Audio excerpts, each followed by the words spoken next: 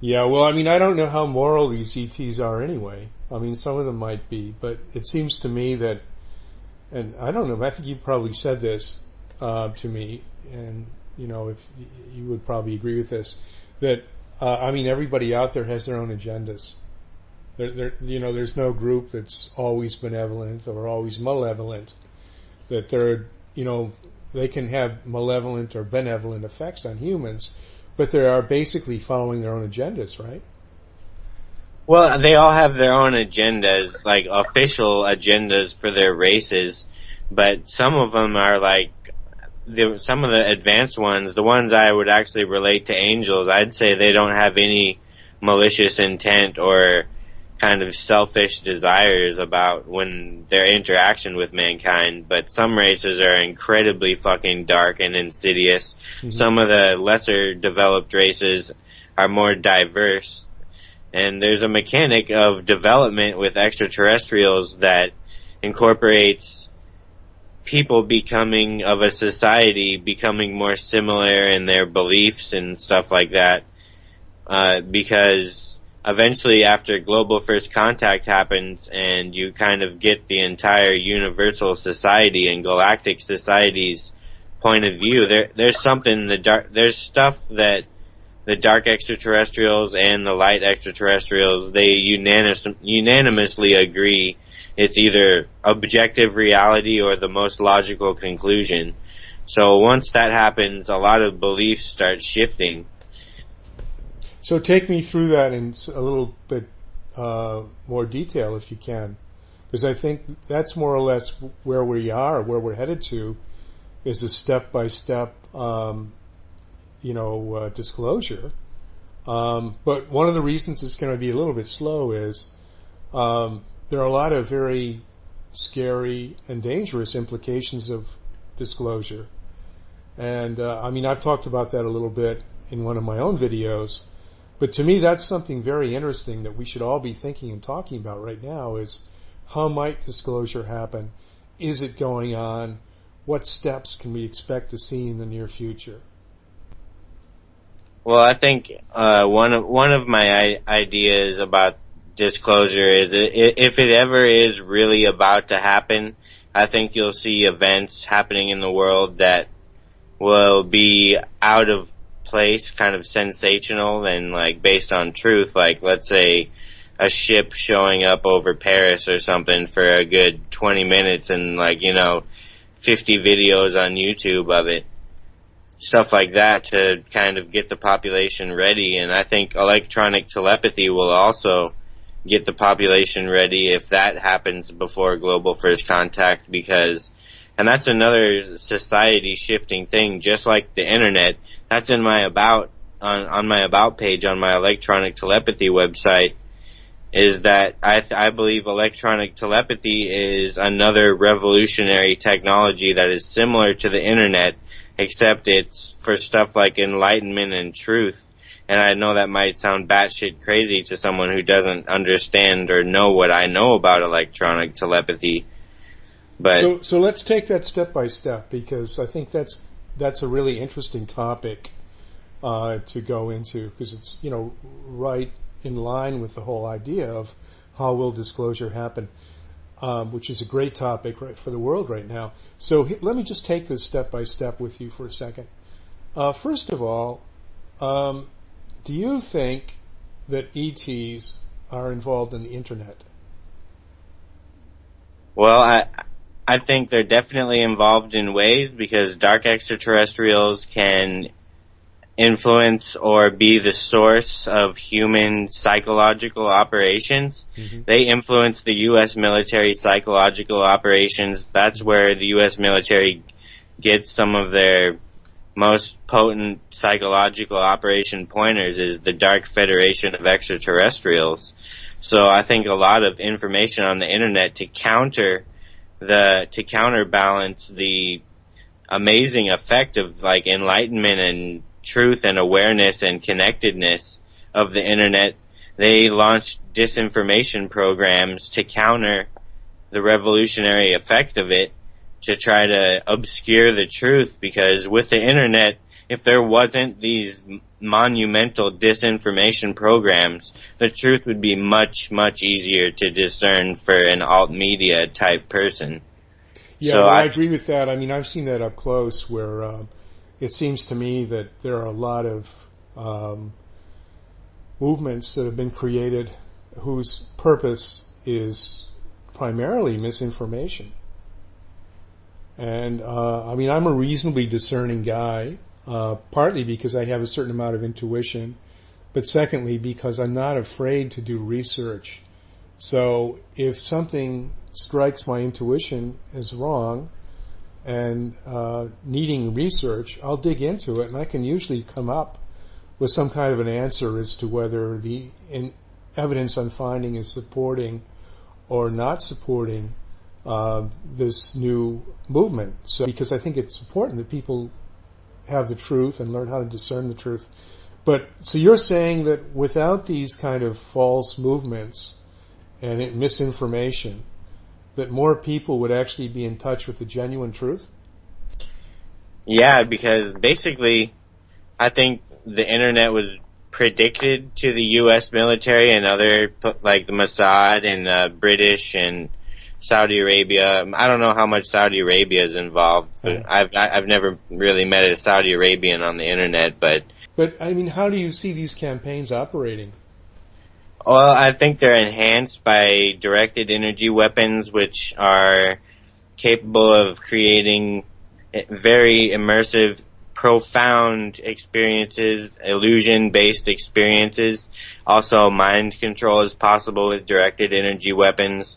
Mm-hmm. And electronic telepathy technology is capable with directed energy weapons. These are remote technologies that don't require an implant at all. And I think the curve of mind control technology awareness is way behind what they actually have right now. And that's one of my goals, is to try to kind of expose the truth, because I've seen the cutting edge stuff, and in alternative media, the best sources, the best truth-based whistleblowers are usually like a decade or two behind the curve. A decade or two?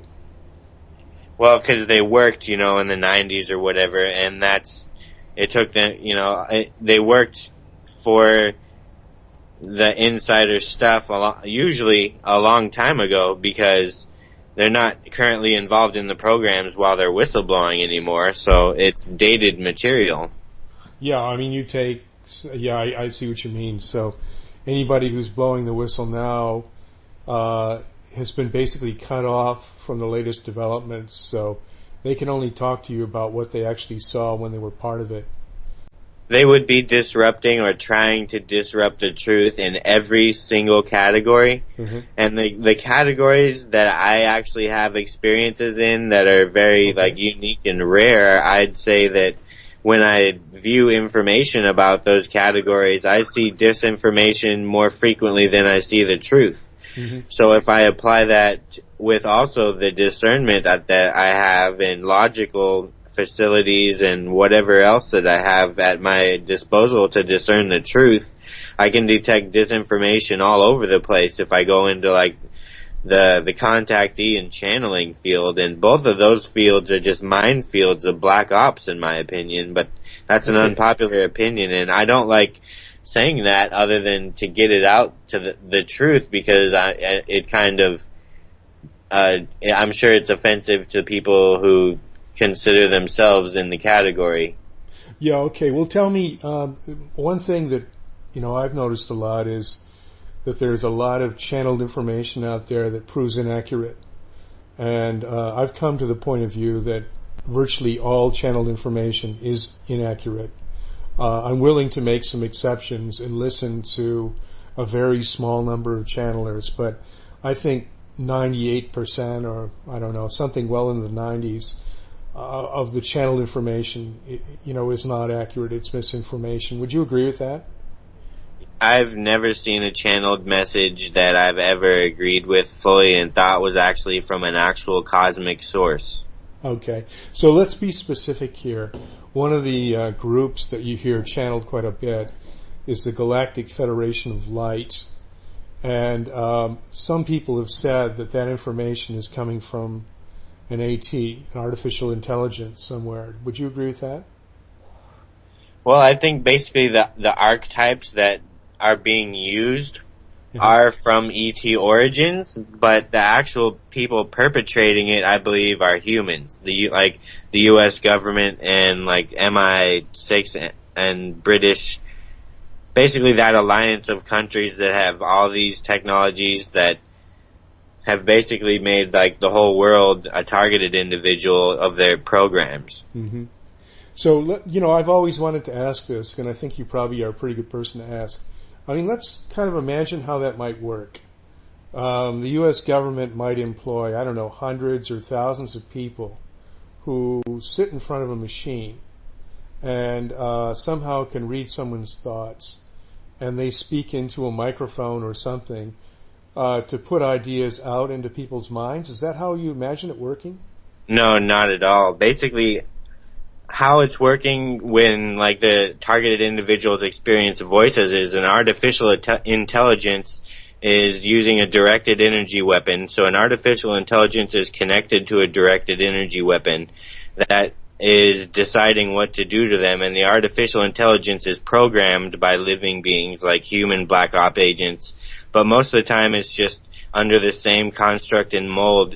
Like, for example, Dr. John Hall mentions targeted individuals, like 1,500 of them have contacted him with like the same AI mold of symptoms. Clarify on your last question.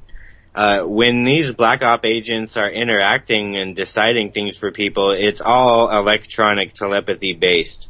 So basically, once these people are inducted into the electronic telepathy network, the secret society of electronic telepathy, basically, it's almost impervious to whistleblowing, because basically I've never heard of a whistleblower that says that they were involved in the electronic telepathy network and were an actual insider, and I think there's some pretty big reasons for that. For example, witnessing the amount of torture directed energy weapons can do.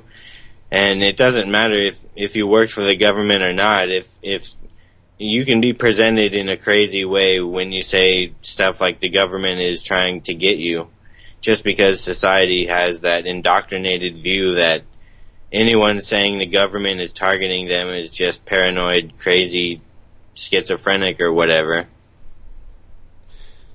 Yeah, I was trying to take this another way. I mean, we can go that way if you want, but I was thinking more about the channeling side. And, a lot of the material we hear, let's say online, that's been recorded by people who are channeling, somebody, one of those well-known gurus from the past, Melchizedek or whoever, is being channeled by someone.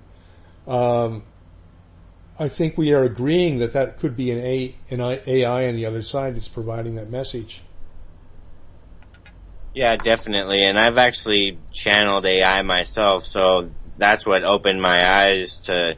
I mean, I always suspected channeling as being psyops, but after I experienced AI channeling myself and experienced these psyops trying to be pushed into my own paradigms after I had legitimate ET contact, I've kind of become a weapon against their psyops, because I've discovered them in my own life and kind of cured myself of pretty much all or almost all of the programming, the malicious programming that these mind control programs inflict on people.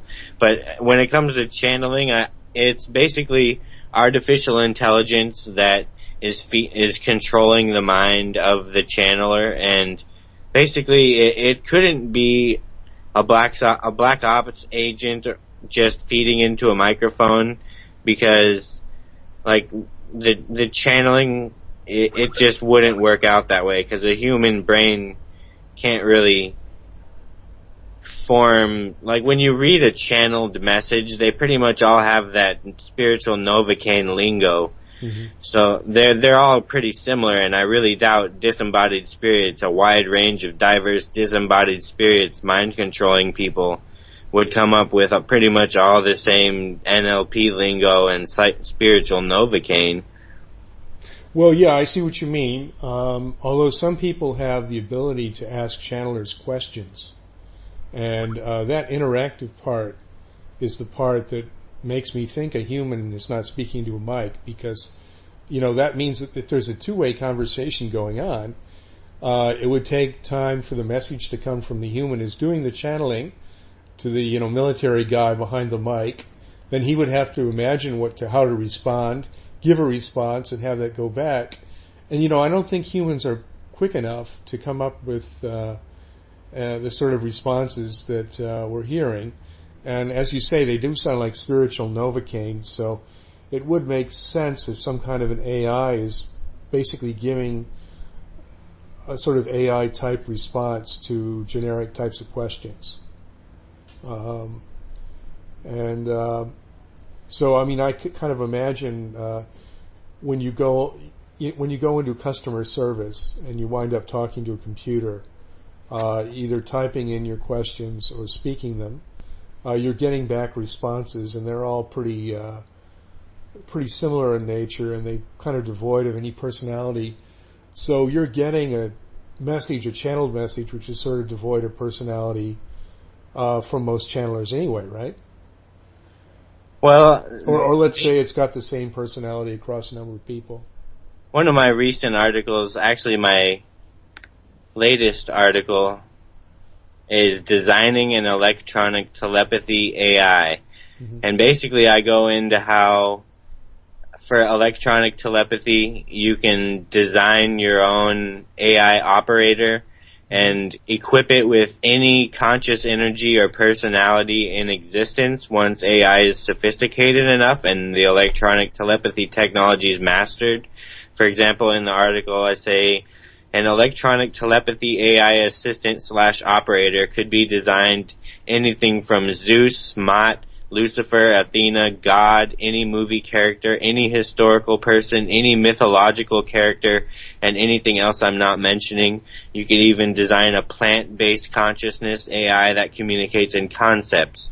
Yep. So basically these AIs are very, very sophisticated. They've gone and mapped all the processes of a human being, basically our soul, our genetics, psychology, and all the variables and mechanics of consciousness. They're aware of all of them.